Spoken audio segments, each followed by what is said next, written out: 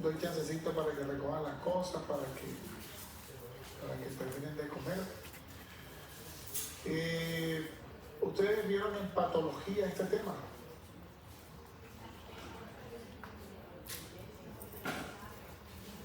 Ok. Bien, aquí en estas diapositivas, en estas 30 diapositivas, acabamos de, digamos, de reducir y hablar de los principales eventos que ocurren en el desarrollo del estado de shock. Y recuerden, cuando hablamos de estado de shock, no es más que digamos, el estado en el cual existe una alteración en la perfusión cerebral y en la perfusión miocárdica.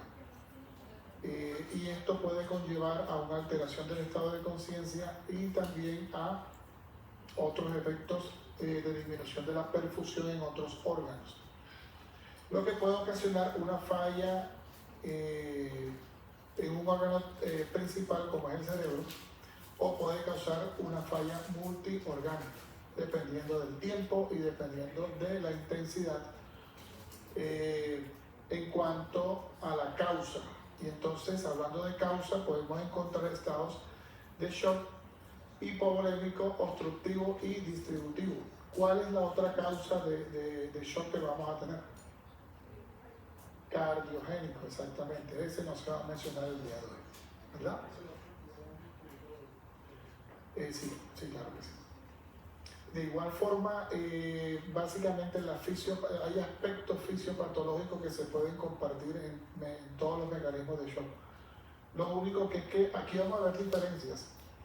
Aquí van a haber dos que se van a aparecer en los aspectos y hay uno que va a tener bastante diferencia. Entonces, en primera instancia, hay una ecuación que nosotros debemos tener, o nunca se nos debe olvidar, es cómo se calcula la presión arterial, ¿verdad?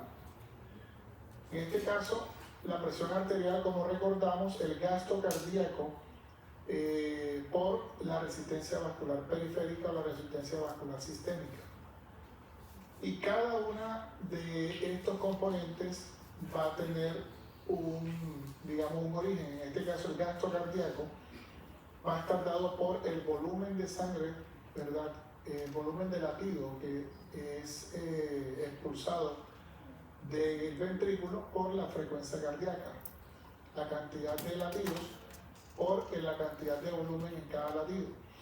Y la resistencia vascular periférica, que es el tono que van a mantener las arteriolas y que va a contribuir a mantener una presión de perfusión de tejidos, en este caso la presión arterial media, que es la necesaria para que los tejidos estén bien perfundidos y tengan un gran aporte de oxígeno. Entonces, cuando se rompe este equilibrio, entonces cae la presión arterial, cae la presión arterial media, y en este caso la presión de perfusión que de cada uno de los tejidos disminuye, entonces comienzan a verse afectados todos y cada uno de los órganos.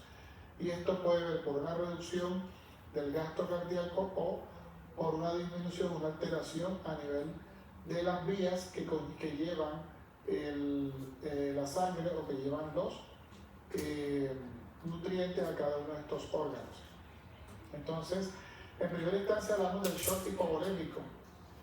Vamos a definirlo como un tipo de shock causado por una disminución crítica del volumen intravascular, pérdida de sangre o fluidos, ¿cierto? El problema primario, ¿cuál es? Es la caída del gasto cardíaco. Si estoy perdiendo sangre, entonces no va a haber no va a haber retorno venoso y por ende no va a haber o va a disminuir la cantidad de sangre que es eyectada o que es expulsada del ventrículo.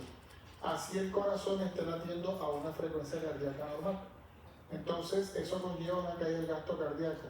¿Cuáles son las causas del shock hipovolémico? Hemorrágicas, encontramos el trauma, fractura pélvica o hemotórax. Son las dos principales causas en trauma del shock hipovolémico. Hemorragia gastrointestinal, ejemplo, las varices esofágicas y las úlceras gastrointestinales son las principales causas de pérdida de sangre. Hemorragia posparto, la ruptura de aneurisma, también son causas importantes de pérdida de sangre. Podemos encontrar unas causas no hemorrágicas, en este caso la pérdida de fluidos. A nivel gastrointestinal, cuando existen vómitos excesivos que eliminan el contenido gástrico y que pueden disminuir la capacidad de absorber fluidos, pues nos pueden restaurar estos volúmenes. Ejemplo, si usted tiene un paciente que llega a la urgencia, un paciente que viene vomitando, ¿verdad? Ese paciente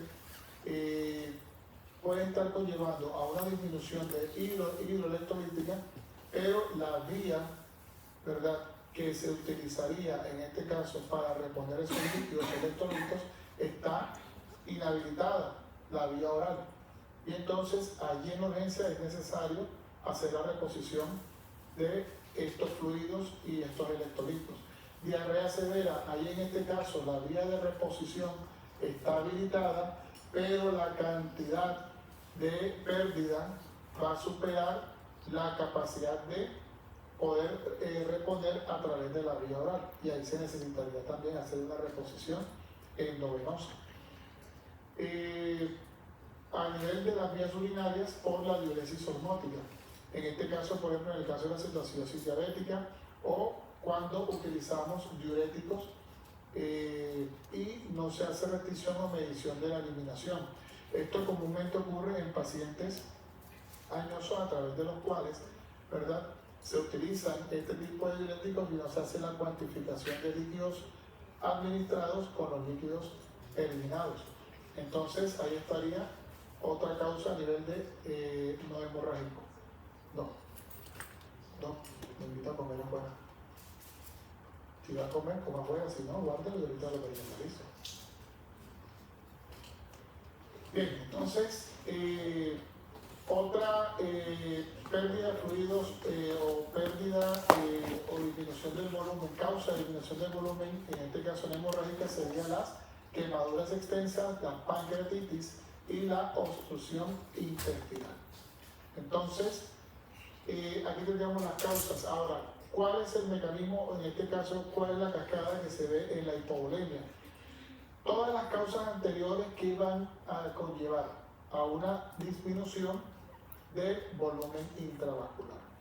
Ahora, pero sabemos que a nivel de los vasos sanguíneos, ¿qué es lo que circula? ¿Qué circula a través de los vasos sanguíneos? ¿Cierto? Ahora bien, si yo tengo causas hemorrágicas, entiendo perfectamente que la sangre disminuye porque se va hacia afuera del cuerpo o se almacena en alguna cavidad. Por ejemplo, en el hemotórax puede acumularse en el tórax. A nivel de las vías gastrointestinales pueden acumularse la sangre mediante sangrado gastrointestinal por las varices que se pueden reventar, las varices esofágicas, o a través de las úlceras que pueden sangrar paulatinamente o de manera importante. Entonces, ahí hay pérdida de sangre y por ende el volumen de la sangre que circula por los vasos va a disminuir. Y en este caso, ¿por qué también disminuye el volumen intravascular si hay pérdida no hemorrágica?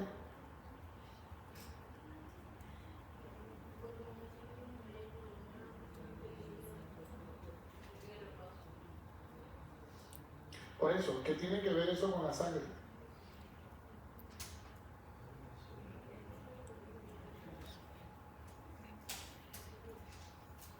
A ver, es lógico que si yo tengo sangre que circula a través de los vasos, ¿verdad?, y esta se pierde porque sale, ¿verdad?, porque es eliminada, o porque se pierde hacia afuera del cuerpo, o porque se acumula en cavidades.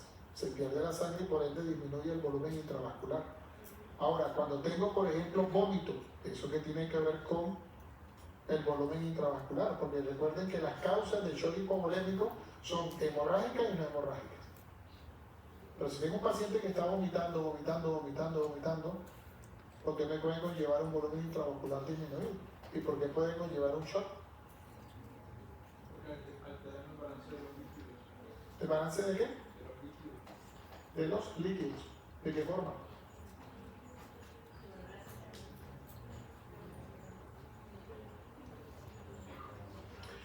Estamos hablando de volumen intravascular, ¿cierto? ¿Qué circula a través de los vasos? ¿Ah? Ajá. Volvemos a la misma pregunta, es decir, volvemos y cerramos el ciclo. Entonces, ¿qué tiene que ver la sangre con las pérdidas no hemorrágicas? ¿Qué tiene que ver que disminuye? O sea, ¿cómo disminuye la sangre en un paciente que vomita? Porque sabemos, como les digo, sabemos que en un paciente que tiene un traumatismo, que tiene una hemorragia, sabemos que directamente disminuye el volumen de sangre. Pero como un paciente que tenga bastante diarrea, exacto. Ah, no. Ok. Pero está bien, están haciendo sinapsis, eso es lo importante. Pero es que ya me voy a pasar para este lado, porque ustedes hablan mucho. De verdad, yo pregunto y ella responde. Ahora voy a pasar para acá. Siguen haciendo sinapsis a ver si encuentran la respuesta. Ajá, por acá, ¿quién se anima? Cuando usted tiene diarrea, caramba, aquí todos hemos tenido diarrea alguna vez, ¿verdad? ¿Quién es el pueblo? Yo soy aquí. Cuando usted ha vomitado por alguna circunstancia, un alimento que le cayó mal, ¿verdad? Porque usted se siente débil, porque suda, porque se pone frío. Precisamente por una disminución del volumen intravascular. Pero ¿por qué disminuye ese volumen? ¿Usted vio ya sistema hematopoyético? ¿Cómo? Va por ahí la cosa, pero entonces yo quiero saber por qué, es decir, que tiene que ver el líquido que circula en los vasos sanguíneos con el hecho de que yo tenga diarrea, con el hecho de que yo tenga vómito, y entonces me baje el volumen intravascular. ¿Qué relación tiene? Pero sí va la cosa por ahí. Falta una conexión, ¿verdad?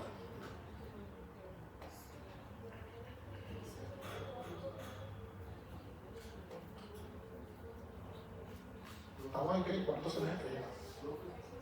Ajá, dígame. Porque, o sea, la sangre es 60% plasma, líquido. Entonces, al haber una descompensación de líquido, la célula y todo el sistema en general trata de compensar reduciendo la cantidad de agua disponible y llevando a las partes necesarias.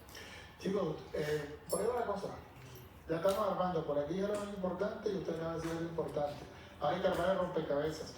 Nosotros hablamos de osmolaridad. Cuando nosotros hablamos de osmolaridad, en primero o segundo semestre, creo que se dieron eso, ¿verdad? En líquidos y electrolitos. No tengo que ver eso. ¿Sí lo recuerdan? ¿Sí se acuerdan que estuvieron en primero y segundo? Muy bien. Entonces, la osmolaridad indica que el líquido pasa de dónde a dónde, de donde hay menor concentración a donde hay mayor concentración, ¿verdad? Bien. ¿Sí recuerdan? ¿Sí lo tienen claro? ¿Sí me están siguiendo o lo estoy dejando atrás? Entonces, si yo tengo que existe una pérdida de agua porque estoy vomitando, porque tengo diarrea, entonces hay pérdida de agua a través de esas dos vías. Entonces, del espacio intersticial, ¿verdad? Va a pasar a los espacios luminales y va a haber disminución del líquido en el espacio intersticial. Entonces, ¿quién va a quedar con mayor concentración? El espacio intersticial. La célula tratando de eliminar o de disminuir esa concentración va a dejar salir agua y entonces se produce la deshidratación celular. Ahora bien, si se produce salida de líquido, ¿verdad?, del espacio intravascular al espacio intersticial, al espacio celular, tratando de compensar esa pérdida de agua, entonces el espacio intravascular va a dejar salir agua hacia los tejidos para tratar de mantener la hidratación. Entonces, de esa forma, teniendo en cuenta el concepto que estaba dando y teniendo en cuenta el concepto que dio el doctor acá, disminuye el volumen intravascular. Esa es la relación, ese es el efecto fisiológico. ¿Estamos claros? ¿Seguro? Entonces, tanto por pérdida de sangre como por pérdida de fluidos se puede conllevar una disminución del volumen intravascular, por una disminución del volumen sanguíneo, por la sangre total que se pierde, y el otro por el plasma o por el agua que está dentro, que haciendo parte de la sangre, ¿verdad? Porque ahí en este caso los elementos formes de la sangre no se pierden, en la hemorragia sí. ¿Estamos? Bien. Esto que conlleva a una disminución de la sangre que retorna al corazón, una disminución del retorno venoso.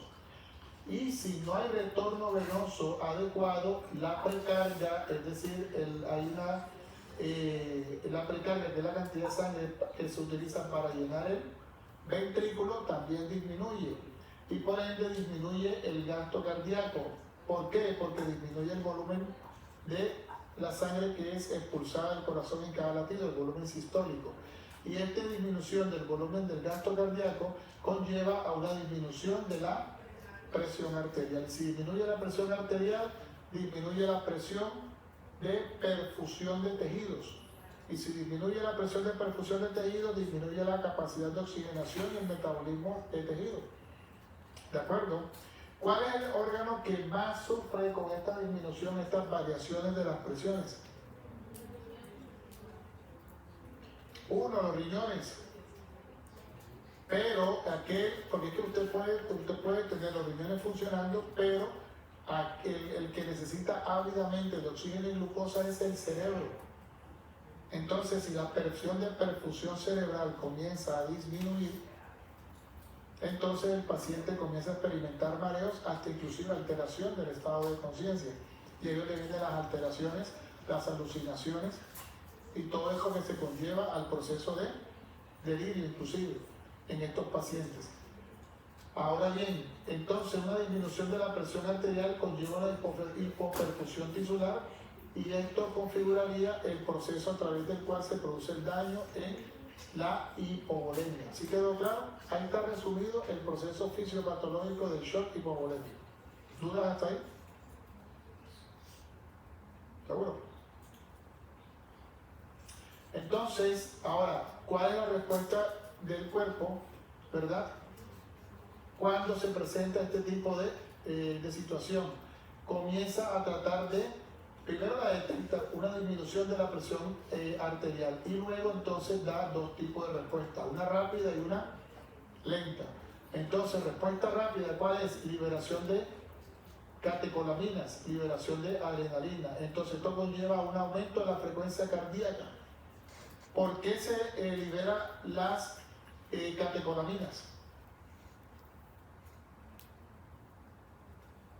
¿Por qué se liberan las catecolaminas? ¿Cuál es el motivo?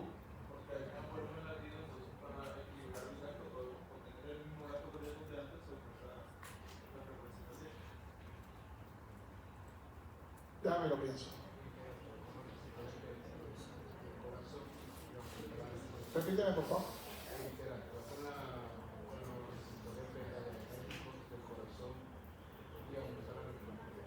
Sí, exacto. Pero, ¿cuál es la causa? O sea, me están describiendo el efecto, ¿verdad? Pero la causa, ¿cuál es la causa?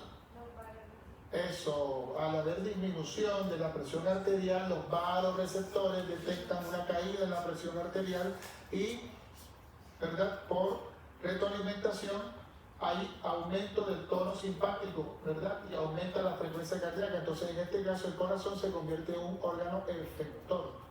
Aumenta la frecuencia cardíaca intentando mantener el gasto cardíaco. Y aumenta la resistencia vascular sistémica con aumento del tono simpático, aumento de la estimulación de los receptores alfa, y a nivel del corazón receptores beta para aumentar la frecuencia cardíaca.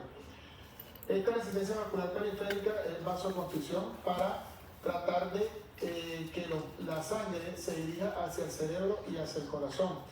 Es decir, va a haber una vasoconstricción principalmente a nivel periférico, en los miembros superiores, inferiores, la piel e inclusive los órganos a nivel abdominal, principalmente los intestinos, el sistema digestivo. Entonces, toda esta sangre que está circulando en otros tejidos pasan, ¿verdad? Y hay vasoconstricción generalizada en esa zona para que la sangre aumente y el corazón pueda bombear y el cerebro pueda mantener una presión de perfusión.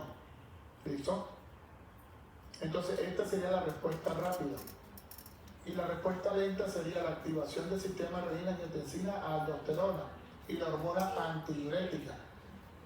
Tratando de retener sodio, se retiene líquido o se retiene agua. Esto lo hace el riñón y esto lo hace también a nivel de la hormona antidiurética, también lo hace a nivel intestinal, tratando de que la cantidad de líquido que puedan haber por reposición oral pase inmediatamente y se absorba a través de los intestinos y pueda llevar hacia la sangre. Y a su vez a nivel renal, que pasen a través de los túbulos y esta pueda pasar a través de los vasos sanguíneos y pueda empezar a activar la circulación. Entonces, esta es la respuesta del cuerpo. Ahora, en la medida en que la pérdida de sangre o la pérdida de fluidos sea sostenida, en esta medida, esto en algún momento va a fracasar y pueden conllevar al colapso de todos los órganos. ¿De acuerdo? Pero en la medida que se pueda restablecer o se pueda primero detener la pérdida, porque usted puede tener un paciente que esté sangrando o que tenga disminución inclusive de la hemoglobina, un paciente que tenga una ruptura de un aneurisma, una ruptura de un sangrado intestinal, de una úlcera, por ejemplo, usted puede tener ese paciente y ese paciente, si usted no le disminuye o no le cierra la pérdida, usted puede durar 2, 3, 4, 5, 6 días transfundiéndolo todos los días, que ese paciente puede mantener o se puede mantener o puede entrar en shock hasta que usted no cierre la pérdida. Si un paciente persiste con diarrea o persiste con vómito, usted puede hidratarlo, pero si no disminuye la pérdida, ese paciente puede estar en shock, porque hay una redistribución de líquidos. Entonces, la idea es que, si bien es cierto en los pacientes que tenemos con este tipo de eventos, es necesario hacer todo el proceso de reposición de pérdidas, tanto de fluidos como de sangre, pues la principal acción va a estar encaminada a disminuir la pérdida. Si no lo hace de manera temprana, de manera rápida, el paciente puede colapsar aun cuando usted le esté aplicando sangre o esté haciendo reposición hídrica. ¿Listo? Ahora pasemos al otro tipo de shock, el shock obstructivo. La tubería está bloqueada. Allá teníamos, ¿verdad?, pérdida del fluido que pasa a través de todos los vasos sanguíneos. Aquí lo que hacemos es una obstrucción física que impide el llenado o la salida de sangre del corazón. ¿Cuál es el problema primario? Caída del gasto cardíaco por un bloqueo mecánico. Entonces, ¿cuáles son las causas clásicas? El taponamiento cardíaco, es decir, el líquido en el pericardio que prácticamente impide que el corazón se expanda y pueda llenarse y pueda contraerse. Un neumotórax a tensión, el aire en la pleura que colapsa el pulmón y los grandes vasos impidiendo el retorno venoso. Y un tromboembolismo pulmonar masivo, un coágulo gigante que bloquea la salida del ventrículo derecho impidiendo que la sangre llegue a los pulmones y luego hacia el lado izquierdo. Ahora bien, esas son las causas. El mecanismo en este caso de la obstrucción en la secuencia del taponamiento podemos conllevar a una acumulación de líquido en el pericardio, puede conllevar a un aumento de la presión intrapericárdica y esta va a llevar a una compresión de las cámaras cardíacas, especialmente de la cámara derecha. Va a disminuir la precardia, va a disminuir el llenado ventricular y por ende disminuye el gasto cardíaco, pero que conlleva a una hipoperfusión tisular. Ahí está clarito en el shock obstructivo todos los mecanismos fisiopatológicos en cascada que pueden presentarse.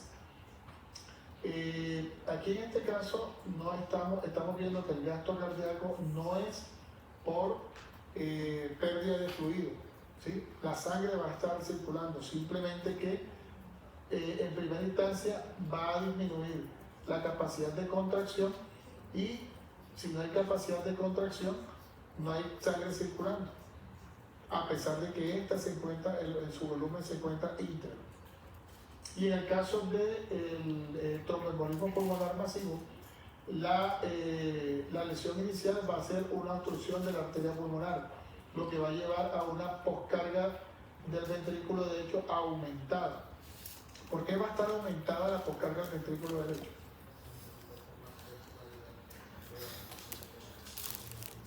¿La sangre hay? Ahora sí, el ventrículo no hay. El ventrículo, del ventrículo derecho, es decir, de las aurículas, ¿verdad? Aurícula derecha, perdón, a ella confluyen las venas cava superior e inferior. Y esa sangre que pasa ahí pasa hacia el ventrículo derecho. Y luego esta sale a través de la válvula ¿qué? De la válvula pulmonar y va hacia la arteria pulmonar. Pero si existe una obstrucción en la circulación venosa pulmonar, la sangre va a quedar retenida y va a haber un colapso desde las venas hacia el ventrículo. Entonces, el ventrículo al momento de abrirse la válvula va a encontrar sangre que se devuelve y entonces no va a poder expulsar, va a poder contraerse, pero el volumen no va a empujar y no va a poder eyectarse. Y eso va a conllevar que la sangre que necesita circular por el pulmón, recuerden que la circulación menor, esta va a derivar ¿en dónde? En la aurícula izquierda. Entonces la aurícula izquierda va al ventrículo y si la sangre disminuye llegando a la aurícula, la precarga del ventrículo izquierdo va a estar disminuida. Entonces al estar disminuida la precarga va a disminuir porque la sangre necesaria para la perfusión de los tejidos va a ser insuficiente. En este caso va a haber volumen de sangre normal, no se va a perder, ¿verdad? Simplemente que aquí no va a poder circular adecuadamente. Y si se rompen estos circuitos, va a llevar a una disminución del gasto cardíaco y una hipoperfusión tisular. Signo fisiopatológico clave, un aumento de la presión venosa central. Entonces, aquí tenemos explicado el segundo mecanismo fisiopatológico de otro evento causante de shock, en este caso shock obstructivo. Ya habíamos hablado del hipovolémico, ¿verdad? ¿Hasta ahí bien? Pienso que estas diapositivas están lo suficientemente claritas en cuanto a su mecanismo fisiopatológico. Ahora el shock distributivo. En este caso, este evento va a estar causado por una vasodilatación periférica masiva que conlleva a una hipovolemia relativa. Recuerden que va a haber una disminución, ¿verdad?, de la volemia. ¿Pero por qué? Porque se va a distribuir a un tercer espacio. Va a pasar del vaso sanguíneo al espacio intersticial. A diferencia del shock hipovolémico, en donde la sangre iba a pasar del espacio intravascular hacia el exterior a través de una hemorragia o a través de otro evento que podía aumentar la pérdida de fluidos. En este caso va a haber pérdida de fluidos, o sea, va a haber hipovolemia, pero porque va a pasar del vaso sanguíneo hacia los tejidos. No va a haber pérdida, sino va a haber redistribución del plasma, ¿verdad? Entonces, problema primario, en este caso la caída drástica de la resistencia vascular sistémica. Etiologías o causas clásicas, el shock séptico, que es el más común, en donde los mediadores inflamatorios como las citoquinas, el óxido nítrico van a causar vasodilatación. El shock anafiláctico, en este caso liberación masiva de histamina, va a causar una vasodilatación y una fuga capilar. Y el shock neurogénico, que es la pérdida del tono simpático cuando hay lesión medular alta, lo que lleva a una vasodilatación sin compensación. Esto le ocurre a todos y cada uno de los pacientes que tienen lesión a nivel de la médula, pero a nivel del cuello, ¿verdad? O a nivel de la primera porción de la columna torácica. Y la cascada, en este caso de la vasodilatación, en este caso la secuencia para la sepsis o para la anafilaxia. En el caso de la infección o en el caso del alergeno, la respuesta va a ser la misma, una liberación masiva de mediadores, en este caso de citoquinas, histamina, dióxido nítrico, que van a llevar a una disminución de la resistencia vascular periférica o sistémica mediante una vasodilatación masiva. Y esto va a llevar a un estancamiento de sangre en la periferia en el venodilatación. Es decir, si yo tengo una venodilatación, una dilatación de las venas a nivel arterial, ¿verdad? Puede conllevar a un aumento de la permeabilidad de los capilares principalmente. Y esto puede llevar a una extravasación, es decir, una disminución de la presión hidrostática. Y en el caso de las venas puede haber una vasodilatación, pero esta va a actuar como reservorio de sangre. Entonces, por un lado voy a tener una resistencia vascular sistémica y por el otro lado voy a tener una cantidad de sangre que se va a quedar estancada a nivel de las venas, principalmente de los miembros inferiores. Esto disminuye el retorno venoso y a su vez disminuye la precarga, porque no hay sangre que lleve o que vaya hacia el ventrículo derecho. Si no hay sangre que lleve al ventrículo derecho, no va a haber sangre que circule a nivel pulmonar. Y si no hay sangre que circula a nivel pulmonar, no va a haber sangre que llegue a la aurícula.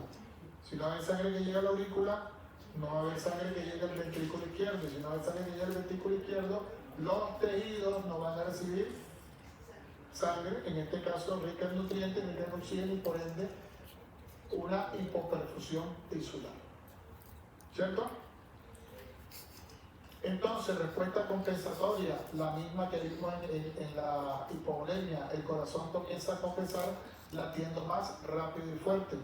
Y el gasto cardíaco aumenta en la fase inicial, pero esta situación no se puede sostener a medida de que se siga perdiendo fluidos hacia esos espacios, entonces comienza a disminuir. Porque recuerden que la capacidad contráctil tiene mucho que ver con la ley de Frank-Starling. Y en la ley de Frank-Starling, a medida en que se estire la pared, ¿verdad? Por aumento del volumen, en esa medida va a haber un retorno de esa elasticidad. Y entonces va disminuyendo la capacidad contráctil del corazón. Entonces, ¿cómo se va a manifestar? ¿Cómo se manifiesta el shock hipovolémico en la primera instancia? ¿Cómo creen ustedes? ¿Igual que acá?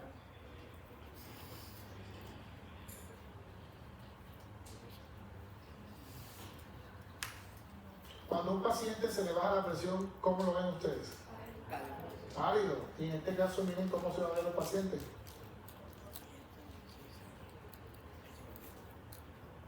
Esto principalmente se debe a la vasodilatación periférica. Ojo, ahí está la diferencia. ¿Por qué?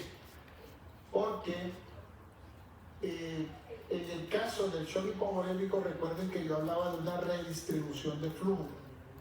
Y hablaba de que el cuerpo va a buscar flujo de sangre o flujo de fluidos, ¿verdad? De las zonas aquellas que no, digamos, no tienen no tienen una función vital en el momento de este evento. Entonces, la piel